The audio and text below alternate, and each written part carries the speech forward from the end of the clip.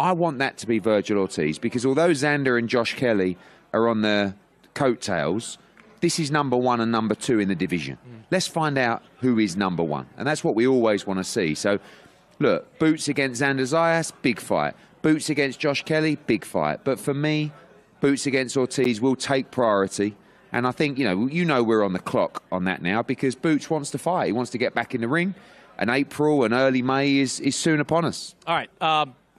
There's a lot of things to get into with you on this, but the big story over this past week has been the signing of Conor Benn by Zuffa Boxing. You've talked a lot about how you feel about that and how you feel about what Conor Benn decided to do, but I'm curious, as you look at what Zuffa is doing, it certainly seems to me like they are targeting Matchroom, like the guys they're going after.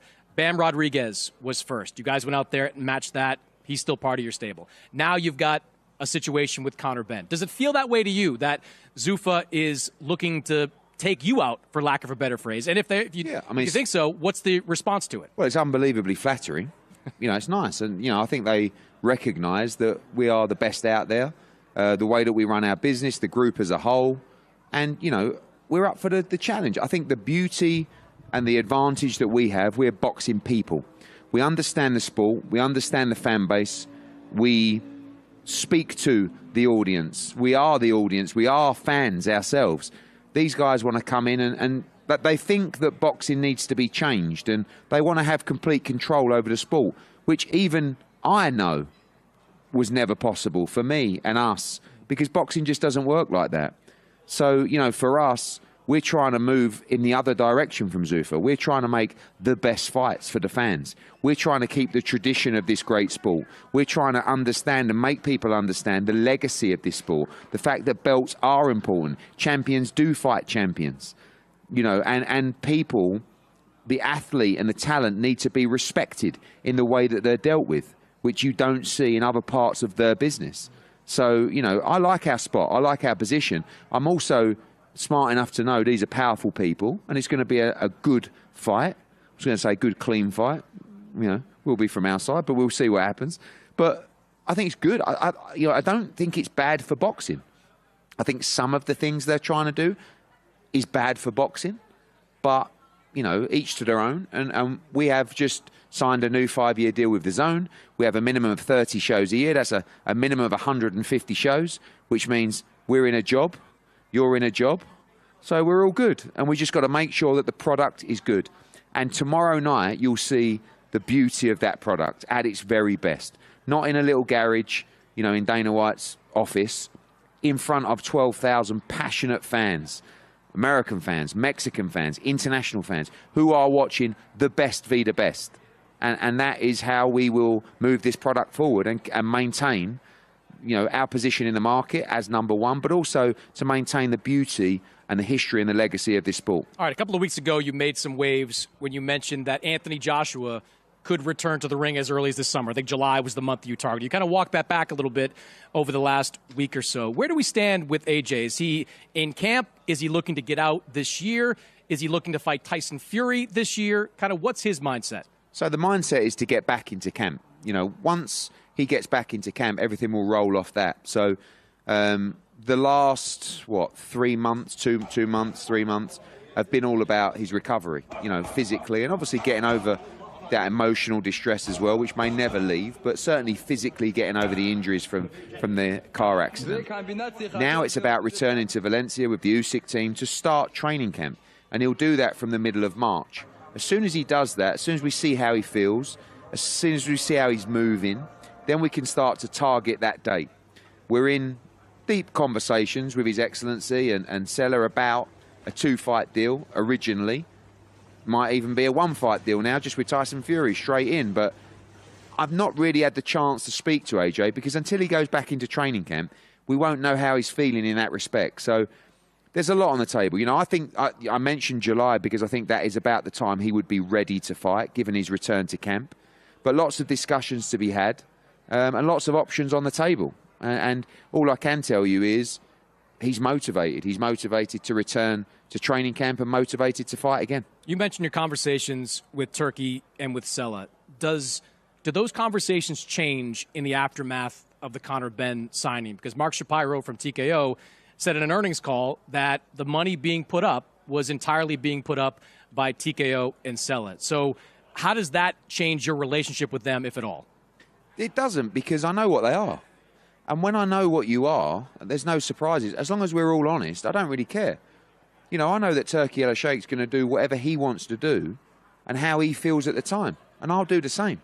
There are no surprises. If he goes the other way and does something that won't benefit me, no problem. And I'll do the same. If he wants something, then we're going to do business. And we've always had that relationship, really. I feel like nothing's changed. I mean, we'll see in the future, but, you know, we have our darts with him, we have our snooker with him, we have fights with him, we're in the discussion with AJ, you know. So, you know, for me, we do the ring cards coming up. So, yeah, it doesn't matter. If we start working with Turkey El Sheikh tomorrow, it doesn't really affect our business. We like working with him, and it does benefit our fighters, and we'll always continue that jovial, good relationship, but he's going to do what he wants to do, like we're going to do what we want to do. So, you know, I expect that relationship to continue, but who knows? All right, let's talk about Saturday. More than 12,000 fans expected to be in Desert Diamond Arena for a true Mexican showdown. Navarrete versus Nunes. These two guys are both out for blood. That's what they're saying, not me commentating on that. That's what they're saying. The question I have about your guy Nunes is he ready for this moment? He's got saying this, Chris. I'm just look. The question with Navarrete is, has he been in too many wars over the years? Like, that's something. Nunes, though, has not fought anyone at this level, and I don't think he's fought someone that could punch as hard as Navarrete. I was surprised that you didn't cop a punch earlier when, you know, you're interviewing both guys. You're basically saying, Nunes, like, are you actually the real deal? Navarrete, your fight with Charlie Suarez, are you coming off the boil? You know, I mean... Just trying to poke, man. I like it. Listen, I like it. And I think both... Look, you're going to get the very best of both guys here. Nunes, I mean, always looks good, but I've never seen him this kind of physical condition before. Navarrete, I've never been around, but seems so chilled. I mean, he only rocked up yesterday. Yeah. You know, I mean, they literally left their visa to the last minute and weren't even remotely stressed. It was just like, yeah, no problem. Like, well, when you send a private jet for him. Yeah, exactly. Nice. Yeah, nice. That's nice. And then, you know, ultimately, these guys are in the conditions of their careers. They are going, and I love the head-to-head. Because in a world where people are rolling around on the floor, screaming and shouting in each other's face, these two just went, we will draw blood tomorrow night. This will be a war. And that's exactly what you're going to get. From a promoter's point of view, how could you not make this fight? Two world champions from Mexico in the same division, two styles that will gel incredibly well, one guy that has already a big fan base in Phoenix, he's been here many times before, an opportunity for Sugar Nunes to break out if he's good enough, and we believe he is. But what you're saying is right. That's really, there's many things that this comes down to. It comes down to, is Sugar Nunes elite, right? Because this is his first step into that genre. And what does Emmanuel Navarrete have left after war, after war, after war? I don't think that's going to be an issue. I think Navarrete's he looks in great shape. Yeah, I think Navarrete's going to be on point.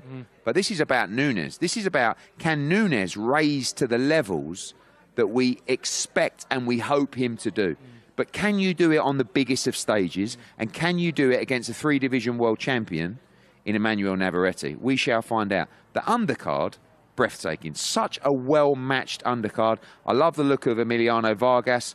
What a great, polite young man. I think he's a superstar. You know, I actually elevated him to the co-main event this week because, you know, and he came over and he said, thank you for doing that. And I said, you're not even my fighter, but I've been impressed by the way that you carry yourself. We've seen across the social media interactions. This kid's got a big future. Tamir Smalls against Abel Ramos, what a fight. And Cardenas against Jordan Martinez. Well, wait for that to open up the action. I weirdly, maybe not weirdly, Jordan Martinez started to convince me. Jordan Martinez, you and Sergio, you both said, oh, this kid in the fighter meeting. I mean, you hear the reaction today when he weighed in. The place is going to go nuts for Jordan Martinez. Now, listen, don't underestimate Arturo Cardenas. No. This kid can really fight. Yeah. Tough man. But listen, you guys have fallen in love with Jordan Martinez. He's been active. It's a great story. You know, you look at that card there. You know, Tamir Smalls is straight out of the Philly gym with Bozy Ennis. Undefeated fighter, big puncher at 147 pounds. Abel Ramos has been there and done it. You know, he lost a tight decision against Mario Barrios for the world title. I thought he won that fight. But I love the way Smalls and Bozy Ennis are just saying, let's go. Like, just sling me in because we believe we're good enough. And they're just trying to leapfrog so many levels to land those big fights. And then Vargas against Quintana, who we saw beat Mark Castro, tough man. And just a really well-matched TV card tomorrow night. And, of course, the Mexican element as well will lead to an incredible atmosphere in that arena. You got a man here in O'Shaquie Foster who's got the other piece of the 130-pound title. You've worked with him in the past. Nunez wins. Is that the guy you want to line him up with? No, the guy that I want to line O'Shaquie Foster up with is Raymond Ford. Ah. Right? So, O'Shaquie, if you're out there, we love you. Not too much. But let's make this Raymond Ford fight, because I believe this is a fight. You two don't like each other. Right? Let's make a fight with a brilliant build-up, 2 elite 130 pounds. And I'll tell you what we'll do. O'Shaquie Foster against Ray Ford. The winner can fight the winner tomorrow night. But let's get that fight made for the WBC world title and keep making these unified championships. All right. O'Shaquie will be up here in just a few minutes. We'll get his take on what you said there. Eddie, appreciate you stopping by here. We know you got a busy week. Thanks for doing it. Thank you. All right, when we come back, Sergio Mora will be up here with the former two-time 154-pound champion, the great Fernando Vargas. In Mexico, boxing is not a sport. It's a religion. A promise paid in blood. For generations, kings have risen from humble beginnings. Crowned, not by birth. 2 champions now stand before the altar. One nation behind them, each bearing a crown earned in silence. But history allows only one throne. Who will be the next king of Mexico? All right, well, this is a great privilege for me. Next to me is a man that pretty much groomed me to be in the position I am right now, whether he knows it or not. I don't know if you remember, Fernando, I invaded your gym when I was like 1-0 as a pro. You were the newly minted IBF champion. I just stormed in with my team and I said, I would love to spar the champ. You got so, I would say shocked to say, bring him in. Bring him in. And I remember you tried to kill me and you almost did, but you respected what I did and I came right back after that and I learned so much from you. What do you remember from there? Well, I mean, I saw myself in you, because shit, can I cuss or no? Yeah. Okay, good. Then just in case. Be yourself, man. Yeah, no. I saw myself in you, and so because, I was fucking everybody up. You know what I mean? I was youngest national champion at 16. I started at 12 years old. I started boxing at 12 years old. In 4 years of pro history, to become the youngest national champion in boxing history. My record can never be broken because they changed it. 16 years old you were. Yep, to 18. Back then, 16 years of age, you're fighting men up to 32 years of age. All that matters, you have 10 amateur fights because you're open, or they can have 300 amateur fights. So it didn't matter to me. So it didn't matter. But I was able to become the youngest national champion in boxing history. And then I just, I was number one. I won 32 when I became the youngest national champion in boxing history. 32, 39, 47. The 2 guys that went to the Olympics at 32 and 39 I beat. The only reason they went to the Olympics is because I moved up. I remember you were the youngest national champion at 16, one of the youngest U.S. Olympians. You represented this great country as an Olympian, one of the youngest junior middleweights, I think till this day, the youngest junior middleweight in the world. And here's the main thing that I think everyone respects, the fact that you never ducked anybody, the fact that you took on the absolute best, something that a lot of fighters nowadays don't want to do. I mean, in your early 20s, fighting Felix Trinidad, fighting Ike Corte, I thought that was one of your best performances. Oscar De La Hoya, Shane Mosley twice. You fought the absolute best. Did you ever know? Did you know the word no? Growing up, you said, "Not Charlie. I ain't gonna fight him. I wanna get an in between." You know what it is, Sergio. That when you're a champion, you want to fight the best because you're the fucking best. So, I beat 5 world champions. Yuri Cumbas to become the youngest junior middleweight champion in boxing history. Raul Marquez, Winky Wright, Ike Corte, Javier Casego. And the 4 world champions and Hall of Famers that beat me, didn't walk away saying it was easy because I was in their ass too. Yes, you were.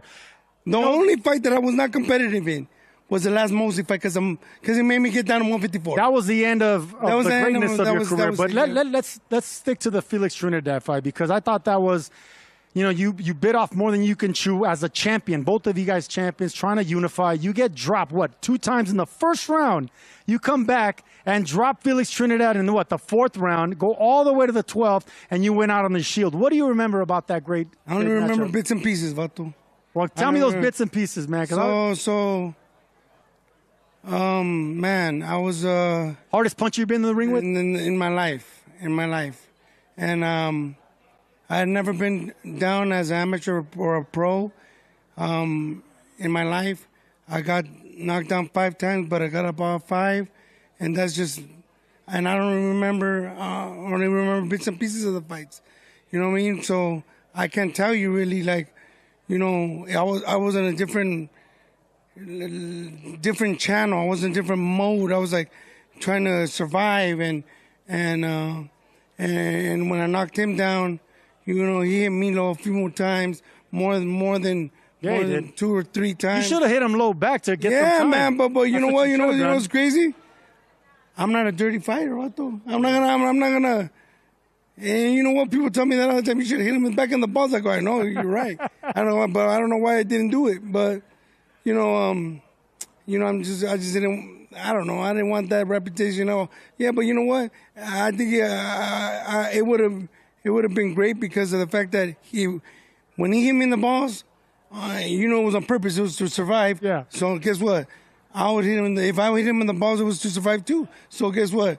I should have done it. Hey, listen, it's a fight. My only regret. Hey, listen, it's a fight game, and the only regret that I have moving forward is if this man doesn't get enshrined into the Hall of Fame. After everything you did, what do you think right now that the chances are you get into the Hall of Fame soon? I got into the Las Vegas Boxing Hall of Fame. I'm talking about international. Well, Las Vegas, they say it's international, International Boxing Hall of Fame. Well, I don't know what they're waiting for. And the thing is this, I got inducted into the Los Angeles Boxing Hall of Fame, and guess what? It was a great moment for me. Amongst the baddest Mexican fighters, Chicanos here not here, but in Southern California. But yeah, man, we'll see what's up. I mean, whenever they're ready, I'm ready. From a championship spirit, championship heart, to now raising championship boys. I mean, Emiliano being moved up to the semi-main event. As a father myself, I can only imagine the brimming, happiness, the confidence, the fact that he's there. All 3 of your sons are almost there, championship level. But Emiliano has the big stage tomorrow night. What do you expect? Well, I mean, I expect what we train for, and he knows, he listens. So, and all my boys listen to me, and so I'm grateful, and it's a blessing for me, to be a fatherless young growing kid, up without a father. Growing up without a father. Here. Not just imagine, Vato. You think and put yourself in my position. For me to have 3 kids, I didn't want my kids to fight. People go, you didn't want your kids to fight? I go, no. But my compadre Frankie Baby said it like this, Champ, you don't want your kids to fight? I go, no. And he goes, okay, who's going to tell your kids they can't be like their dad? Because I'm not going to tell them. There you go. When he put it like that, we said, what can I do? When I found boxing, nothing was going to stop me. If I got in trouble at school, my mom wouldn't let me go boxing, so guess what? I stopped getting in trouble at school. So I can go to the boxing gym. And I was there every day before they even opened the doors. Before my head for Big G opened the doors. Grandpa, yeah. And so, yeah, man, that's the way it was for me. Well, listen, man, I value your opinion, value your time. I honor you every time. Every time I get an opportunity, I honor what you did for me, the doors that you opened for me, and now what you're doing for your kids as a championship trainer. I wish you all the best. I wish you luck on Saturday. Thanks a lot, Vato. My brother, I appreciate that. I appreciate those words. When you know it, when you get in a ring with a dog, you know who a dog is. That's right. And guess what? you're a dog too. So guess what? Because did you ever quit in my when? No. And this guy put me on the ground a few times as well, but I got right back up. Okay, but did you quit? Never. Baby. Exactly. So Never, baby. did I give you bonuses? That's right. Thank you. All right. So why? Because I appreciate a motherfucker with balls. There you go. Real, recognize real. And you know who doesn't have that? Chris Mannix. Back to you. It's been said you should never meet your heroes. What it doesn't say is you shouldn't fight them. Sugar Nunez grew up watching Emmanuel Navarrete. As Nunez was climbing the ranks, Navarrete was winning championships. Last fall, when the two met in the ring for a photo op, Nunez told Navarrete he never dreamed he would be fighting him. But here they are, two heavy-handed Mexicans set to square off. Officially at stake, a pair of 130-pound titles. But for both fighters, there is so much more. Navarrete has fought some wars on his way to becoming a 3-division world champion. So many, there have been questions as to what he has left. Last time out, a missed call against Charlie Suarez saved him from a knockout loss. At 31, Navarrete is in his athletic prime. In boxing years, he is considerably older. Nunez doesn't have the same mileage on his body. He doesn't have the same resume either. His first 27 wins came by knockout. At the championship level, he has been pushed to the distance. Is Nunez a terrifying power puncher, or has he just been feasting on inferior competition? In boxing, Mexican matchups rarely miss. Barrera Morales, Vazquez Marquez. This too could shape up to be a classic. Does the veteran from the mountains outside Mexico City have one more spectacular performance, or will the kid from Sinaloa have his day? All right, we are back. Scottsdale, Arizona, 200 miles from the Mexican border, just down the street, where you'll see Emmanuel Navarrete and Sugar Nunez take off. Here's a look at the junior lightweight rankings, and look who is at the top. The WBC champion, O'Shaquie Foster, one of the most dominant fighters in these lower weight class today. And lo and behold, look who is joining us here on set. O'Shaquie Foster himself, an interested man, a man interested in the outcome of this fight on Saturday. Are you down here to do a little bit of scouting? Look at this Navarrete-Nunez fight. Oh, yeah, for sure. That's my first option. That's who I want. We had Eddie Hearn up here a couple of moments ago, and I asked Eddie, if Nunez wins, are you ready to put him in with O'Shaquie Foster, another title unification fight? He said, you know what? I want to see O'Shaquie Foster fight Raymond Ford next. Let him fight Raymond Ford. The winner of that fight fights the winner of this fight. How do you feel about that plan? I like it. Man, let's do it. They keep throwing Ray Ford name out there. The fans want it. He want it. Let's do it. I'll knock him off the list. He said there's a little bit of beef between you and Ray Ford. How would you describe your relationship with Raymond? Oh, it's definitely beef. He a op to me, you know, and that's somebody I love to handle in the ring. But it just got to make sense, and it looked like it's making sense now. So let's do it. Hey, O'Shaquie, you turned heads when you beat Ray Vargas the way you did, then coming out and knocking out Rocky Hernandez in Mexico, a Mexican in Mexico in the 12th round, showing that your power carries, and then you go and dominate Stephen Fulton. I'm trying to put you in a category. You're a boxer or a puncher. What would you consider yourself? And don't say both. What are you, a boxer or a puncher when you step into that ring? I think it just depends on, you know, my opponent that night. But I consider myself a boxer puncher. And in order to beat the guys right below you, the champions right below you, the Navarretes and Nunez, do you think you have to be on the back foot, or you can walk back these tough Mexicans as well? I feel like with I could do both. You know, I feel like I could switch it up with them. You know, through the fight I adjust, but I definitely feel like I can push either one of them back too. You know, you're now the 130-pound champion on top of those Ring Magazine ratings. You're getting the flowers you deserve at this stage of your career. But that just wasn't always the case for you. You had a hard time early on getting promotional backing, getting those big fights. When you look back at your journey now, what do you think of? What were some of the hardest moments for you as you were trying to make your name in boxing? For me, it's just coming on so many B-sides and just having not having a promoter behind me. So, you know, going to other people's hometowns, going to other people's platforms and having to, you know, outperform them. But, you know, that's what made me who I am today. That's why I feel like I'm invincible. I can beat anybody because, you know, everything I went through. Did it ever get to the point where you're like, man, maybe it's not worth it? Maybe it's not worth the struggle it's going to take to get to that world title that I want? Nah, I never. I like that. I never. Well, I mean, I remember covering this guy. I was in New York, living in New York. You were with Lou DiBella for a number of years, and I would go watch some of your fights on Lou's small shows, see you in action. And you could tell you were a talented guy. And I used to wonder, like, why can't this guy get those big opportunities weight class? I know that it had to have been tough. It had to have been a tough few years trying to kind of break through. Yeah, but, you know, I put it on me. In the beginning, I wasn't as focused, and so I put myself on having to be on the back road to be coming to where I'm coming to. You know, like I said, I wasn't focused in the beginning, so I can't blame nobody but myself. So let me follow up. What's changed then from where you were back then? And use the word focus. What does that mean? Like, in what ways were you not focused back then, and in what ways are you more focused now? Just, you know, the people around me, the streets, everything. You know, I was just really not focused on boxing. We never had a world champion come from where I'm from, so I really didn't have nobody to look up to in that aspect. So, you know, I come from a football area, you know, so that's what it is. I you know, just having to put everything away and get away from certain crowds, and that's what made me grow. You talked about Raymond Ford and all these fighters in the lightweight division. If tomorrow, how do you see this fight planning out with Nunes Navarrete, and who would you want to fight next if it was up to you?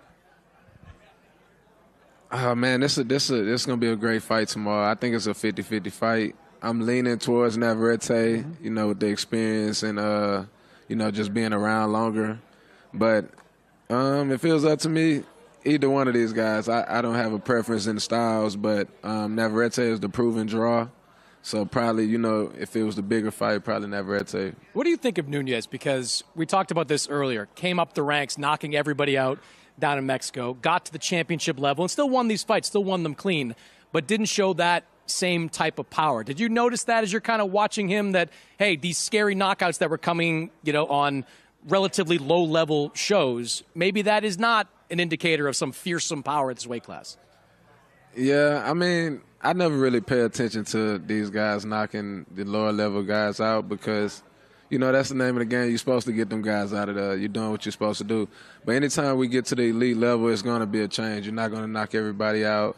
You're going to meet different styles, and it's going to be tough nights. I didn't write him off, but I still feel like he's a strong fighter, and you got to watch out for him. All right, a guy that is now a couple of weight classes above you, Shakur Stevenson. Your last time out, you fought for an interim version of that 135-pound title. You elected to stay at 130, Shakur staying at 140. We saw what Shakur Stevenson did to Teofimo Lopez a few weeks back. What did you think of that performance? And if you got in the ring with Shakur Stevenson, how would that fight look? It wouldn't look like that. But, no, I think it was a great performance, man. I think it was a great performance. I don't take nothing away from it. But definitely, I think me and him will be a totally different fight. I see myself dominating it. I know the world going to see it a certain way. I'm going to keep saying what I say until I show y'all, until I prove everybody. Let's put Sergio on the spot then. Sergio, O'Shaquie Foster, Shakur Stevenson, meet 135 pounds. What happens? You know, I always keep it real on this show, and I always tell you exactly what's on my chest. O'Shaquie Foster wins that fight. Somehow, some way, he finds a way to beat the cheetah in Shakur Stevenson, because I think this man's the future of the lightweight, super lightweight, welterweight, junior middleweight. I think we got a future pound for pound here. And O'Shaquie Foster, baby. Way to keep it 100. Way to keep it 100 there, Sergio. Who's sitting next to it real, him. baby. We're keeping it real. That's how it is around here. See, we're from the mean streets, man. It's unlike the privileged streets in Boston. Yes, here. the privileged streets that I came from. Yes, I've got that over and over again. For you, O'Shaquie, how much higher do you feel like you can get? Like, we saw Shakur go up to 140. You're at 130 now. You're a champion looking for big fights in this weight class. But as you map out your career, do you see yourself going as high as 140? Could you go even higher? Like, where do you see it? 47. I want to see myself ending at 47. Yeah, I always wanted to, win a title at welterweight. That's that's always been the cream of the crop when I was coming up. So yeah. All right, Sergio, let's do this again. O'Shaquie Foster against Ryan Garcia at 147. What happens in that fight? Is Ryan Garcia here? O'Shaquie Foster by knockout. You got it on record here from the Latin Snake. I think O'Shaquie Foster beats everybody between 130 and 147. All right, well, way to plug in there. Way to tap in there, Sergio. All right, before we let you go, we've got a new segment we're doing here on the show, and I've called it "What Were You Thinking?" And I want to show you and Sergio photos of some key moments of your career. And I want to ask you what you were thinking in that moment. You can see the photo. We're going to put it up there on the screen. And I chose the 12th round of your fight against Rocky Hernandez. Now, to set it up for people, you had just knocked down Hernandez for the first time in that round. There was a shade under 2 minutes left. You were down pretty significantly on 2 of those judges' scorecards. So as you're walking back to that neutral corner and you got Rocky Hernandez on the deck, what is going through your mind in that moment? Stay down. Stay down. Did you know? I mean, you couldn't have known, but did you feel at that time that you were down on the cards? Yeah, I think we had open scoring. Okay, for that. that's right. So yeah, I knew I was down. They told me I needed a knockout for sure. But did that give you like some sense of urgency over those last 2 minutes? Like, he did get back on his feet, and give the guy credit. He got knocked out standing up. Like, you had to go in there and put a beating on him. But like those last 2 minutes, what were you going for there? I was going for the knockout, but I was like, man, let me be as calculated as possible, because the round before that I got too reckless and he caught me with a shot. So yeah, I was like, man, I gotta get him, but you stay safe, you know. So I just tried to stay focused and watch out for that big overhand that he kept trying to throw at me. What was a bigger moment for you? Beating Vargas to win the title or defending it just like that? Defending it. Yeah. Like, I really felt something that fight. With Vargas, it was so easy that, you know, I was like, what's next after the fight? I was like, this it, you know. But that fight, I was like, man, I was wore out after. I was like, man, I did it. It was crazy. It was like I won the title, you know, again. So it was. I feel like that was the moment that put you on the map, too. A lot of people saw that 11th round, which was the round of the year by a lot of counts. Then the 12th round, you come in and close the show. That was unbelievable to watch how you finished that fight. All right, Sergio's been in so many great fights. Beat Vernon Forrest to become the 154-pound champion. What a great moment. Beat Peter Manfredo to win the contender. You have been a stellar. How about Shane Mosley? Don't forget Shane Mosley. This is my favorite photo of Sergio Mora. Oh yeah, that is me. Let me tell you Sergio, something. hold on. Let's set this up. This is you can set up first fight with Jacobs. Second fight with Jacobs. Yeah, why don't you put the first fight with Jacobs? No, and I put him on his butt. No, we don't want. But yeah, the second fight. Let me just tell you something about Daniel Jacobs. One of the hardest, biggest middleweight punchers I've ever been in the ring with. And when he hit me, he was grazing me with punches. I was getting hurt. And finally I got put on the floor, and then I put him on the floor. Well, Shaki, I thought the same thing. Please stay down. Please stay down. The guy got up and knocked me out. What can you do?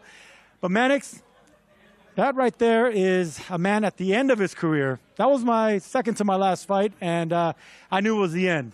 I knew it was the end. Your trainer has told a story that I love hearing. That was it right before the second fight, right when you're being announced in the ring. He looked over at Jacobs and said, "What? Damn, he's big."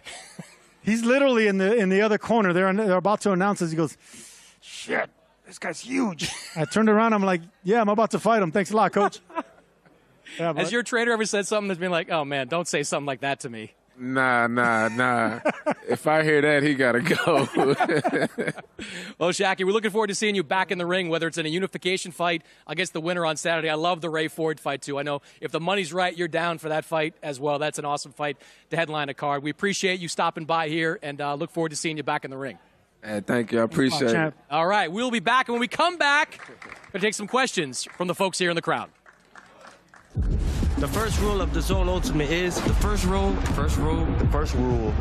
You do not pay-per-view. You do not pay-per-view. Do not pay-per-view. The Ultimate Fight Night is here. Second rule of DAZN Ultimate. Second rule, you don't pay-per-view.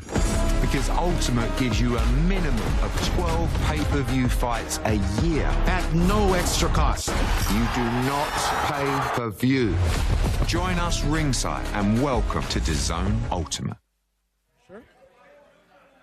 All right, we are back DraftKings Sportsbook, TPC Scottsdale, wrapping up the show. Chris Mannix alongside Sergio Mora. We're going to take some questions from people in the crowd. So if you have any questions for us here, go stand over there with the guy with the microphone. He's got it. We'll take a few questions on the way out the door. And let's start in the back. Sir, in the sunglasses, what question do you have? Yeah, how you guys doing? My name is Andrew from Andalusia, Alabama. I like your show. I really do. I just don't love it, okay? I feel like there's a piece missing. My question is, Chris Mannix, why don't you finally break down your walls and ask Todd Grisham to be a part of the show? He could really take this from being good to great, okay? And I'll leave it at that. I have no problem with Todd Grisham being a part of the show. I think Todd Grisham is obviously the glue that brings our broadcast team together. He is an outstanding broadcaster and an excellent video game maybe not inventor, but in video game executive, we'll call him that. What do you think, Sergio?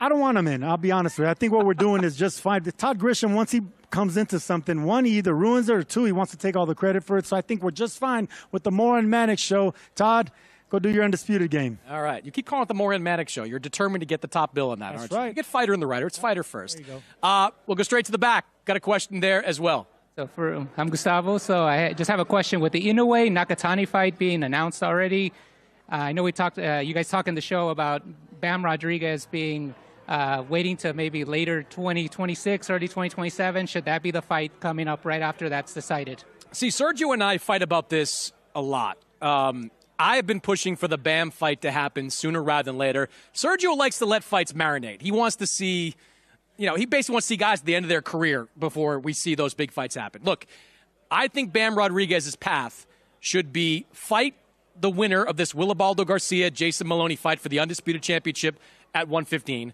then go over to Japan and fight the little brother of Naoya Inoue, Takuma Inoue, who is a 118-pound champion. If he wins those two fights, because we know that Nakatani and Inoue are going to fight, maybe there's another fight between them. If Rodriguez wins those two fights, then I think early 2027, we need to get Bam versus Inoue. That is the biggest fight in these smaller weight classes. It's a monster. It's a monster, but he's going to be having to face a monster. And whenever you're a fighter that's coming from 108, you're a small fighter. Your physique is not going to fill out. So Monster Inoue, Naoya Inoue is one of the hardest pound-for-pound punchers in history. His power it snaps. It comes behind speed. It's natural heavy-handedness. It's with quick feet. He's kind of like a Japanese Pacquiao. He's special greatness. Bam is special greatness, but on a lower level. Categories and size divisions matter. Size matters. And in boxing, size is going to catch up to you if you continue going higher and higher and higher. I think Bam has reached his limits as 118. Hey, don't forget, Inoue started his career at 108. He was a small guy, too. All right, straight in the back. Hi, guys. I'm a huge fan of your podcast. My question is, can you guys explain, the sanctioning fees? And what are your thoughts about the sanctioning fees? Can we explain the sanctioning fees? Well, I would defer to the only man on the stage that's actually paid sanctioning fees before. Sergio, what are your thoughts on sanctioning fees? Well, listen, I think 3% out of a $10,000 purse is not a big deal. 3% out of 50 or 80 is not a big deal. But once you start crossing the six figures, it starts hurting a little bit. Once you start crossing the seven figures, it hurts a lot. And like Shakur Stevenson just brought out, 3% out of 10 million, he's going to drop that belt. So I think the sanctioning bodies are realizing that the name of a Shakur Stevenson and Monster Inoue, Canelo Alvarez, carries more weight than that actual belt. So either the sanctioning bodies start evolving with their fees, or the champions are going to realize my name is the championship. That piece of strap and leather comes second. Yeah, I think it should be capped at a certain number, no matter what the total purse is. If a guy's making $20 million, $30 million, you shouldn't be paying more than $200,000 tops to have that honor of being the world champion. I think there's got to be a cap to it. Right now, the sanctioning fees are completely out of control. Got another one in the back. My question is for Chris. Chris, did you bring any extra money for Sergio to gamble tomorrow? No, I was told a long time ago, and I think you know where I'm going with this, to never lend Sergio money. Sergio's trainer told me that a long time ago, and my wife, the great Sanisa Estrada, she told him, yes, thank you, shout out Superbad. She told me a story once. I don't know if I ever told you this. She told me a story once back when she was a very poor young girl. Very poor young girl. She was in Vegas with you, and she had almost no money to her name. And you walked up to her and said, hey, I need $1,000. And she went to the ATM to get $1,000. Now, to Sergio's credit, he always pays back. He always pays. With interest. With interest, always pays back. But from what I remember, that was a tough couple of days for Superbad, waiting to see when she's going to get that money back into her account. No, she got it back. And look, Todd Grisham will tell you all the time that the money I borrow, it always comes back tenfold. I always pay him for his time. I always pay him for everything else. I'm a man that pays my debts, but I'm also pretty good at doubling and tripling that money. Yes, the guy on a roulette table, I'm telling you, he's Dostoevsky with the system. It's unbelievable. Last one there in the back. All right, first of all, huge fan of your guys' podcast. Dan Kenobi, Algeri second, but you guys first. As a Guatemalan, I've been following Lester Martinez for a while. He had a hell of a fight with Mbili, but he came short draw. Mbili is getting now a shot at the WBC. What else could Lester do to earn a shot, whether it's WBC or any other of the alphabet belts? You want to take that, Sergio? Hey, look, I think the world of Lester Martinez, I think he's waiting in the wing to be the next big thing. Big puncher, exciting to watch, but he's being avoided. There's things about guys that don't have the popularity but have big power that the champions want to avoid until the popularity meets their knockout ratio. So unless you're selling tickets, putting butts in seats, whether it's here in Argentina or wherever, you need attention or else the champions aren't going to look your way. So a guy like that is a boogeyman. A guy like that can turn into a guy that no one wants to face unless he keeps knocking out everybody and demanding that fight. Yeah, there should have been a rematch with Mbili, and this goes to the sanctioning body system as well. There was a rematch ordered, if I'm remembering that correctly, between Martinez and Mbili. That was one of the best fights of 2025, and to not have that followed through on just because now Mbili is a candidate to fight Canelo, I don't like that. Now, Lester Martinez, I believe, is going to come back on a pro box card sometime in the near future. He is still a highly ranked guy in the sanctioning body system. I want to see him in with the top guys at 168. I want to see him in with Hamza Shiraz, with Diego Pacheco, back in with Mbili. Maybe he earns a shot at Canelo down the line. Edgar Berlanga trying to come back as well. Maybe that's a big fight for Lester Martinez. He showed in that Christian Mbili fight, he's a top guy. He deserves that type of opportunity. All right. We're going to wrap the show up here. Thank you to everybody that was here in Scottsdale, TPC at Scottsdale, the DraftKings Sportsbook. Thank you for having us here, and thank you for being here with us in the crowd. Make sure, if you don't already have tickets, tomorrow night, Navarrete against Nunez, Desert Diamond Arena, 130-pound unification fights. No judges are going to be needed for that fight. I feel confident in saying that. Make sure you get your tickets. If you can't, watch live and exclusively on DAZN. We will see you tomorrow night. In Mexico, boxing is not a sport. It's a religion. A promise paid in blood. For generations, kings have risen from humble beginnings. Crowned not by birth. Two champions now stand before the altar. One nation behind them, each bearing a crown earned in silence. But history allows only one throne. Who will be the next king of Mexico?